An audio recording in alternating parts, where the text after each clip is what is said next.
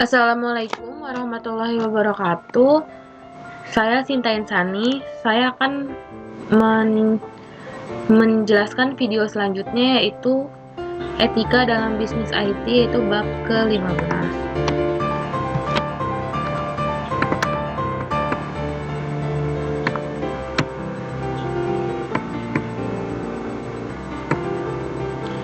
(2.1) Materi pembelajaran. Yang pertama, mempelajari etika dalam berbisnis IT. Yang selanjutnya 2.1.1 aktivitas pembelajaran. Presentasi etika dalam berbisnis IT. Presentasi Bitcoin minimal 2 lembar A4 tidak termasuk daftar pustaka. Kuis tentang etika dalam berbisnis IT. 2.1.2 Keuntungan beretika dalam berbisnis. Pada dasarnya, praktik etika bisnis dalam perusahaan akan selalu menguntungkan, baik untuk jangka menengah maupun jangka panjang. Beberapa keuntungan yang dapat didapat antara lain: 1. Mencegah kemungkinan terjadinya friksi baik intern maupun eksternal perusahaan sehingga menjadi lebih efisien. 2. Meningkatkan motivasi kerja para karyawan. 3. Menjunjung prinsip kebebasan berniaga. 4. Meningkatkan daya saing perusahaan karena adanya dorongan yang diakibatkan persaingan bisnis yang sehat. Tindakan tidak etis yang dilakukan oleh perusahaan akan memancing balasan dari kompetitor, konsumen, maupun masyarakat yang kontradiktif dengan perusahaan. Hal ini tentu saja dapat mempengaruhi menurunnya nilai perusahaan dan penjualan. 2.1.3 Kerugian beretika dalam berbisnis. Dalam dunia bisnis, sudah pasti ada ketentuan-ketentuan yang mengatur bagaimana etika yang baik dalam menjalankan sebuah bisnis. Aturan tersebut sangat bermanfaat untuk menciptakan bisnis adil mungkin. 1. Penerapan bisnis yang tidak mengikuti aturan yang sudah menjadi ketentuan hukum tentu ada dampak negatifnya. Pelanggaran etika bisnis akan berhadapan dengan sanksi formal. Selain itu, perusahaan juga akan kehilangan kepercayaan baik dari pihak internal maupun eksternal. Rasa hormat dari karyawan terhadap atasan dan berlanjut pada turunnya etos kerja karyawan. 3. Akan butuh waktu dan biaya besar untuk mengembalikan kepercayaan publik dan karyawan terhadap perbaikan kualitas etika bisnis perusahaan. Maka sudah seharusnya hanya risiko keekonomianlah yang perlu menjadi tantangan dalam berbisnis, karena etika dan hukum adalah bagian dari profesionalitas dan kepedulian sosial perusahaan, serta landasan yang tidak untuk ditawar, apalagi ditinggalkan, namun untuk dijalankan.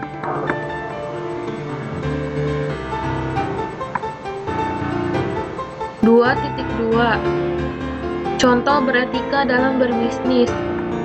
Berikut adalah salah satu contoh bisnis yang beretika, yaitu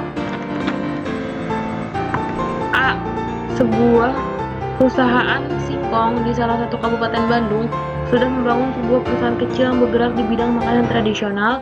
Perusahaan ini bermula dengan maraknya makanan tradisional singkong goreng yang berinovatif dengan ditambahi bumbu keju yang dikenal dengan nama singkong keju. Perusahaan ini tidak melanggar aturan dengan menjiplak resep ataupun secara ilegal mencari tahu resep singkong keju tersebut. Secara bertahap, perusahaan mencari dan memilah bagaimana pedagang singkong keju yang kualitasnya baik. Setelah menemukan, perusahaan ini membeli resep tersebut dengan harga yang sudah ditentukan. Setelah perusahaan ini bisa memproduksi singkong keju tersebut sendiri untuk mendapatkan hak paten, akhirnya perusahaan ini mengajukan izin produksi pada Mendiknas. Setelah proses tersebut dilalui, akhirnya perusahaan ini telah menjadi perusahaan yang diakui secara legal, aturan dan hukum yang berlaku. Gula saat ini sedang menjadi komoditas strategis. Hal ini ditandai dengan semakin meningkatnya kebutuhan gula nasional dari tahun ke tahun. Peningkatan kebutuhan gula juga ditandai dengan munculnya berbagai segmen produk gula.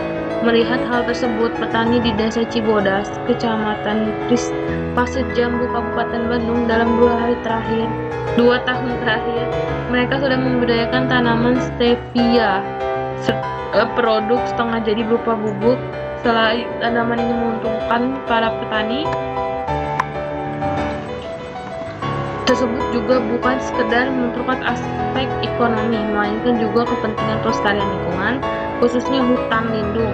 Petani stevia dari Cibodas, Ali Rohmat mengatakan, dengan melihat potensi pasar yang besar, petani setempat termotivasi untuk menanam stevia. Iklan pemasaran produk olahan ternakan terus berkembang di Jawa Barat.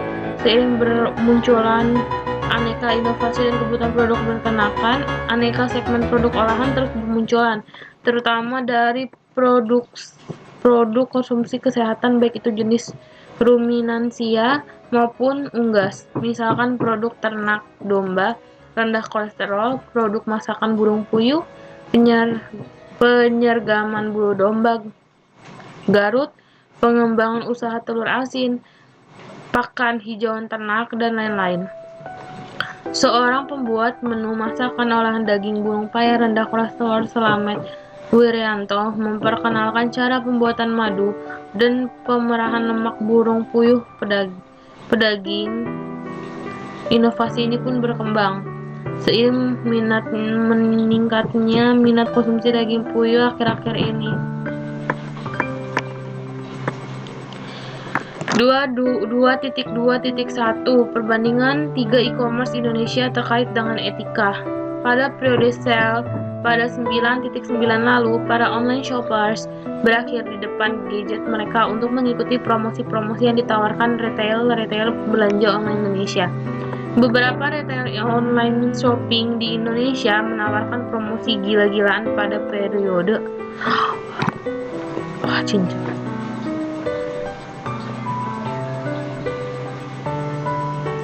Melalui Google Trends, tim iPress membandingkan 3 retail e-commerce Shopee, Lazada, dan Bukalapak dimulai dari tanggal 27 Agustus 2018 sampai 10 September 2018. Tim Price lalu melakukan analisanya lalu menyajikan data tersebut dalam bentuk pie chart. Shopee sudah memulai kampanye ini sejak 27 Agustus dengan promosi yang berbeda-beda setiap harinya. Namun, lonjakan pencarian terhadap Shopee baru ditemukan pertama kali di tanggal 4 September, 33% sejak kampanye dimulai, yakni Super Beauty Day, di mana promosi pada hari itu terpusat pada produk-produk kecantikan. Setelah itu, pencarian Shopee terhadap Shopee berkurang dan menjadi stabil. Namun, kembali melonjak pada 9 September 2018. Pada hari tersebut, Shopee mengadakan Super Shopping Day, di mana diskon dan promosi lainnya diberikan setiap jam nonstop selama 24 jam. Hal ini berakhir pada pencarian tentang Shopee yang melonjak sebesar 91% hanya dalam satu hari. Uniknya, kata kunci diasosiasikan dengan aplikasi Shopee mendominasi pencarian tersebut dengan persentase sebanyak 33,33% dengan spesifikasi kata download aplikasi Shopee, dan Shopee Mall. Menunjukkan bahwa pencarian dengan kata kunci spesifik, tips goyang Shopee, dan cara menggunakan voucher gratis ongkir Shopee naik sebesar 4.450%, sedangkan kata kunci download aplikasi Shopee, Shopee Login, Shopee Mall naik sebesar 140% sampai 250%. Hal ini menunjukkan bahwa konsumen juga tertarik dan ada keinginan untuk melibatkan diri dengan goyang Shopee. Game ini mengarahkan konsumen untuk menggoyangkan smartphone mereka untuk mendapatkan koin. Dengan banyaknya pencarian mengenai aplikasi dan goyang Shopee ini menunjukkan bahwa konsumen jauh lebih tertarik pada program goyang Shopee dibandingkan dengan promo, diskon, dan voucher yang ditawarkan. Namun, bagaimanapun koin yang didapat konsumen dapat digunakan untuk membeli produk yang dijual di Shopee. Hal ini menunjukkan bahwa konsumen zaman kini lebih tertarik pada jenis promo yang lebih interaktif dan engaging. Lazada. Dikutip dari jawapost.com, Head of Mobile Lazada Indonesia, Haikal Bektianggoro, program 9.9 digelar karena banyaknya konsumen Indonesia yang haus akan promosi. Pada program 9.9 ini, Lazada menawarkan promosi khusus yang berbeda setiap harinya. Penawaran fashion dan beauty Lazada pada 7 September, Mothers and Baby Crazy Sale pada 9 September 2018. Sesuai dengan analisis, diketahui bahwa pencarian yang disosialisasikan dengan Lazada naik stabil 14% sejak program 99 dimulai. Kenaikan ini berpuncak pada 9 September 2018 yang bisa jadi disebabkan oleh promo Crazy Flash Sale dari Lazada yang memungkinkan konsumen untuk mendapatkan harga produk dengan harga dimulai dari Rp99. Lazada dikalahkan oleh Shopee pada periode 99 yang kemungkinan besar disebabkan oleh antusiasme yang sudah dibangun oleh Shopee sejak 27 Agustus 2018. Dengan melakukan riset tentang pencarian kata kunci yang populer, didapati bahwa lebih dari 45% konsumen melakukan pencarian mengenai Lazada dengan kata kunci tidak berhubungan dengan program promosi 9.9 seperti Lazada Bayar di Tempat, Lazada Indonesia, Lazada Express, dan cek resi Lazada. Hasil data juga menunjukkan hanya 27% pencarian kata kunci populer yang dilakukan konsumen berbau promosi yang ditawarkan oleh Lazada, sedangkan sisanya kebanyakan mengenai cara berbelanja di produk Lazada. Lazada juga menggelar program interaktif seperti Slash It, di mana konsumen bisa membagikan link kepada orang lain untuk mendapatkan diskon sebanyak-banyaknya. Namun hal ini tidak berpengaruh dalam pencarian mengenai Lazada. Berbeda dengan Shopee yang pencariannya melonjak sampai 91% dalam satu malam, sementara Lazada hanya mengalami kenaikan sebesar 14% dalam 3 hari. Bukalapak. Pada periode 9.9, Bukalapak menggelar promosi cashback Rp99.000 pada tanggal 9 dan 10 September 2018 dan diskon 99% pengisian pulsa dengan pembayaran dengan dana melalui aplikasi Bukalapak. Dana sendiri adalah salah satu produk e-wallet yang beroperasi di Indonesia. Menurut data yang kami temukan, tidak ada perubahan drastis dalam pencarian dan yang diasosiasikan dengan Bukalapak selama periode 27 Agustus sampai 10 September 2018. Pencarian mengenai Bukalapak memiliki search interest sebanyak 46 di tanggal 30 Agustus dan menurun sebesar 15% di tanggal 9 September yang seharusnya menjadi puncak selebrasi program 9.9. Menariknya, seluruh pencarian dilakukan oleh konsumen tidak berhubungan dengan promosi Bukalapak pada periode 9.9. 55,55% dari hasil pencarian konsumen melakukan pencarian terhadap Bukalapak Login, Bukalapak Karir, kantor Bukalapak, call center Bukalapak. Sedangkan yang lain melakukan pencarian data yang diasosiasikan dengan aplikasi Bukalapak juga metode pembayarannya. Melihat dari tidak adanya konsumen yang melakukan pencarian yang berhubungan dengan promo 9.9 di Bukalapak, dapat dibilang bahwa konsumen mungkin tidak atau kurang tahu tentang promosi yang ditawarkan Bukalapak. 2.2.2 Tantangan untuk retailer e-commerce Indonesia. Dari perbandingan di atas, riset menunjukkan bahwa Shopee adalah retailer e-commerce di Indonesia yang berhasil mendapatkan paling banyak antusiasme konsumen dalam program 9.9 dengan inisiatif mereka menobatkan 9.9 sebagai Super Shopping Day. Pertama kali pada 2016, kini berhasil mendapatkan 5,8 juta transaksi dalam satu hari. Salah satu yang membuat kampanye 9.9 Shopee 2018 ini marak yakni karena iklan yang heboh mengenai goyang Shopee. Selain itu, strategi Shopee cukup unik, membuat tawaran-tawaran khusus setiap harinya selama periode 9.9 menarik para konsumen yang memiliki minat berbeda setiap harinya. Penutup. 3.1 Kesimpulan.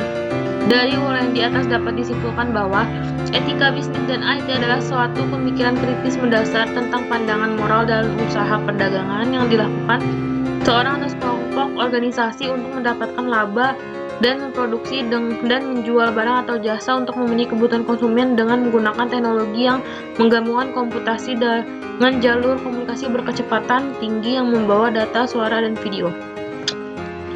Prinsip-prinsip dalam etika bisnis diantaranya 1. Prinsip otonomi, 2. Prinsip kejujuran, 3. Prinsip berbuat baik dan tidak berbuat jahat, 4. Prinsip keadilan, 5. Prinsip hormat pada diri sendiri. Kategori bisnis di bidang IT antaranya adalah 1. Bisnis di bidang industri perangkat keras, 2. Bisnis di bidang rekayasa perangkat lunak, 3. Bisnis bidang distribusi dan penjualan barang, 4. Bisnis di bidang pendidikan dan teknologi informasi, 5. Bisnis di bidang pemeliharaan teknologi informasi. Tantangan bisnis di dunia IT diantaranya adalah 1. Tantangan inovasi dan perubahan cepat, 2. Tantangan pasar dan pemasaran di era globalisasi, 3. Tantangan pergaulan internasional, 4. Tantangan pengembangan sikap dan tanggung jawab pribadi, 5. Tantangan pengembangan sumber daya manusia. E-commerce merupakan warna baru dalam dunia perdagangan, di mana kegiatan perdagangan tersebut dilakukan secara elektronik dan online. Kelebihan e-commerce dibanding transaksi secara umum adalah: 1. Proses transaksi yang singkat. 2. Menjangkau lebih banyak pelanggan. 3. Mendorong kreativitas penyedia jasa. 4. Biaya operasional lebih murah. 5. Meningkatkan kepuasan pelanggan. Kekurangan atau kendala yang didapat pada sistem e-commerce adalah prinsip yurisdiksi dalam transaksi, kontrak dalam transaksi elektronik, pelindungan konsumen, permasalahan pajak, pemalsuan tanda tangan digital, hukum perdagangan elektronik. 3.2 Saran. Dalam bisnis di dunia IT, sudah selayaknya kita mengenal konsep dan teknik dari bisnis itu sendiri, dan kita juga semestinya dapat mengoptimalkan kelebihan-kelebihan dari bisnis di dunia IT, serta berusaha meminimalkan kekurangan-kekurangannya. Sebagai seorang pembisnis dari dunia IT, seperti bisnis dalam hal-hal lain, semestinya tetap menjunjung etika dalam berbisnis, tidak hanya sekedar mencari keuntungan. Sekian pembahasan dari saya, kurang lebihnya mohon maaf. Wassalamualaikum warahmatullahi wabarakatuh.